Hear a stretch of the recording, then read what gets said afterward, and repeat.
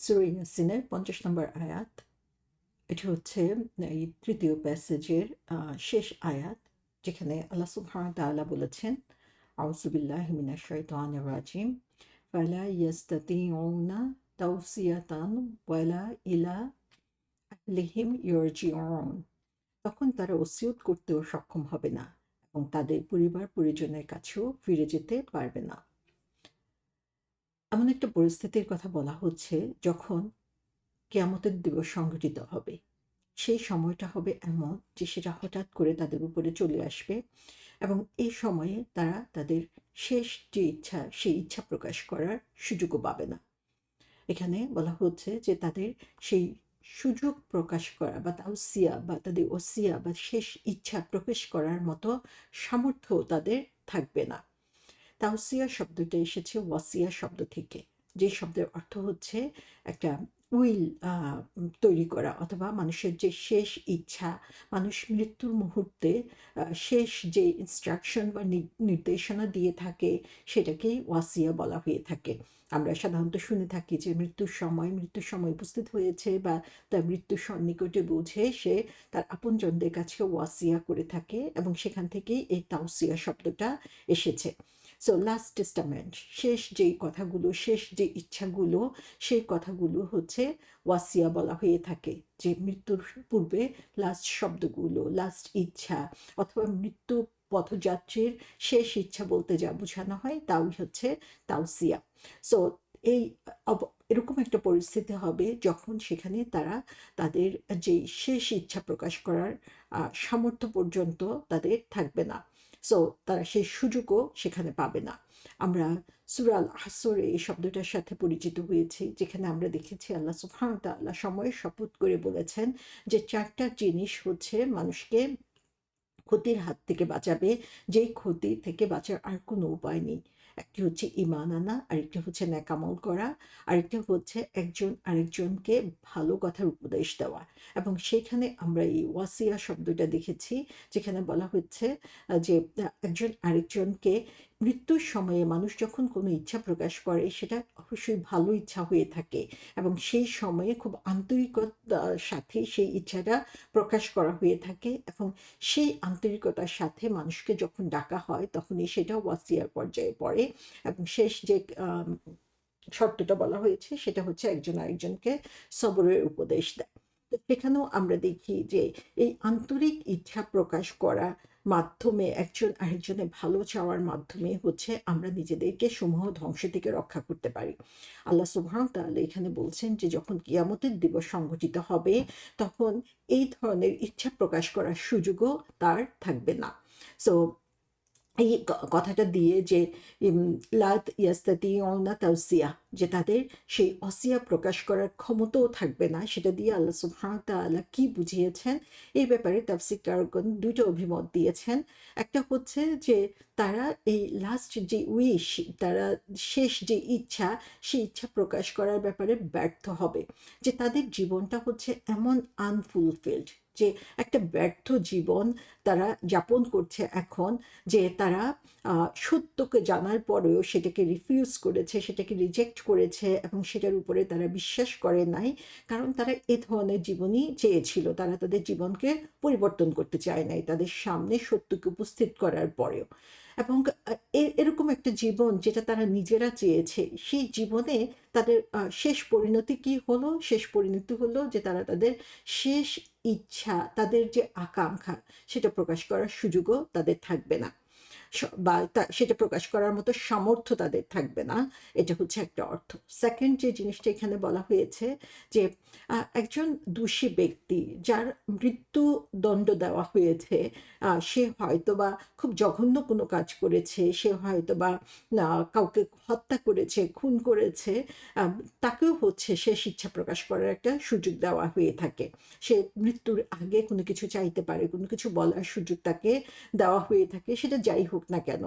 So সেটা হতে পারে যে সে তার পছন্দনীয় কোনো খাবার খেতে যাওয়া, অথবা তার কোনো নিকট আত্মীয়ের সাথে, আপনজনের সাথে দেখা করতে যাওয়া, বা তার যা কিছু চাওয়ার আছে সে তখন সেটা প্রকাশ করার সুযোগ পায়।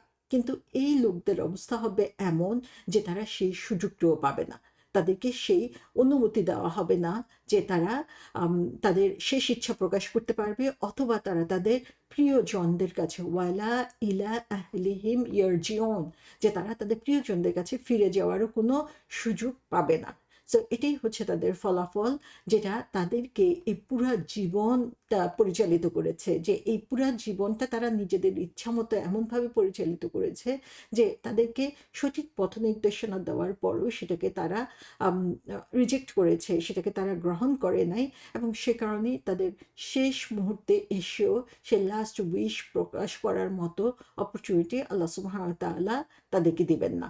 এবং এটা আমরা দেখি যে 30-31 নম্বর আয়াতে আল্লাহ সুবহানাহু ওয়া তাআলা বলেছেন যে যারা নবী রাসূলদের কথাগুলোকে রিজেক্ট করেছিল তাদের পরিণতি কি হবে, যে তারা নিজেদের কাজের জন্য তখন অনুতপ্ত হবে এবং তাদের নিজেদের অ্যাকশনস তারা দেখবে, এবং সেই অ্যাকশনস দেখে তখন তারা সেই কাজটাকে রিজেক্ট করবে, যে তারা এই ধরনের পরিণাম আসলে চায় নাই, কিন্তু তারা নিজেরাই এই লাইফস্টাইলটাকে পছন্দ করেছিল দেখি আজকে সেই পরিণাম তাদের সামনে চলে আসবে।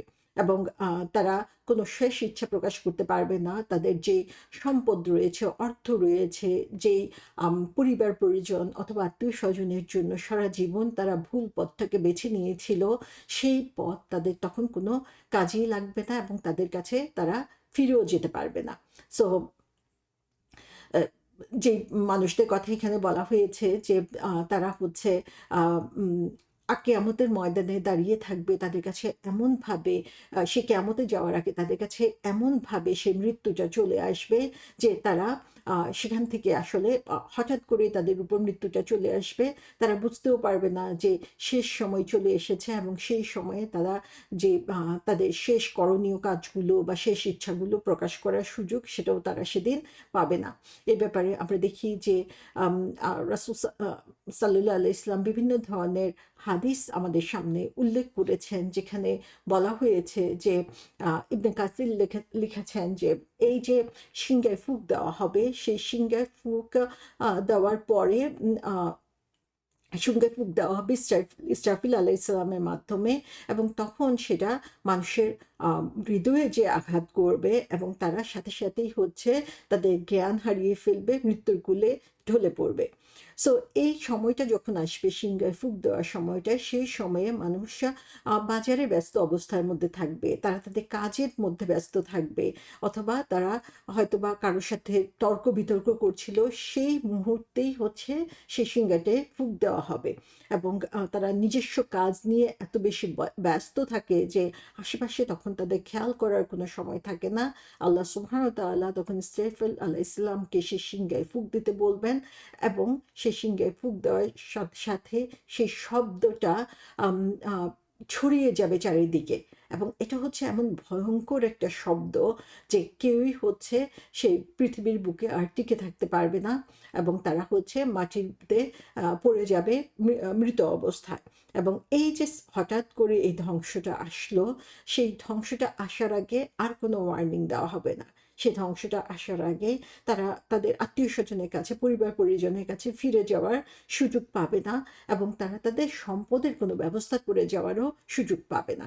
সো এরকমই একটা কঠিন অবস্থার মধ্যে মানুষকে যেতে হবে কিয়ামতের সময়ে, এবং আল্লাহ সুবহানাহু ওয়া তাআলা সেই কথাই বারবার আমাদেরকে কোরআনের মাধ্যমে স্মরণ করিয়ে দিয়েছেন, যেন আমরা সতর্ক হই যে শেষ মুহূর্ত কীরকম হবে আমরা জানি না, আমাদের মৃত্যু শেষ মুহূর্তটাও কেমন হবে আমরা জানি না, কিন্তু আমরা জানি যে সেই সফলকাম হয়ে যাবে যে হচ্ছে সে মৃত্যুর সময়ও হচ্ছে শেষ মুহূর্ত পর্যন্ত ইমানের উপরে থাকতে পারবে। তো আল্লাহ সুবহানাহু ওয়া তাআলা এই সতর্ক বাণী আমাদের জন্য এখন এমনভাবে প্রযোজ্য যে আমরা এই দুনিয়ার জীবনটাকে কিভাবে কাটাচ্ছি, আমরা আমাদের শেষ সময়টাকে কিভাবে চাচ্ছি, সেটা নির্ভর করবে হচ্ছে আমাদের বর্তমান সময়টা আমরা কিভাবে কাটাচ্ছি সেটার উপরে। এটা এমন না যে হঠাৎ করে আমি চেঞ্জ হয়ে যাব এবং সেই আশায় আমি বসে থাকব, বরং আল্লাহ সুবহানাহু ওয়া তাআলা বলছেন যে শেষ মুহূর্তটা যখন আসবে, সেটা এত হঠাৎ করে আসবে যে তখন আমি আমার আর মন পরিবর্তন করার কোনো সুযোগ পাবো না। আমার সারা জীবনে কাজের রিফ্লেকশনই হবে অ্যাট দ্য এন্ড আমার শেষ মুহূর্তটিতে।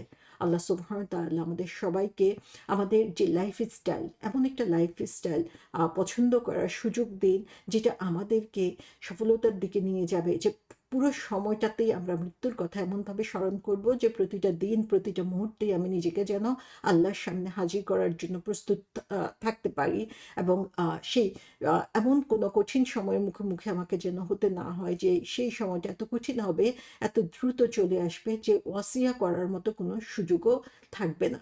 আমার বর্তমান লাইফস্টাইলই হচ্ছে আমার শেষ ফলাফল কী হবে সেটা নির্ধারণ করবে। তো এখন থেকে আমরা সেই ব্যাপারে সচেতন হই, সতর্ক হই, এবং আমার জীবনের পরিবর্তন এখন থেকেই উম সংগঠিত করে নেই, যাতে হচ্ছে পরবর্তীতে আমাকে যেন আর অনুতপ্ত না হতে হয়।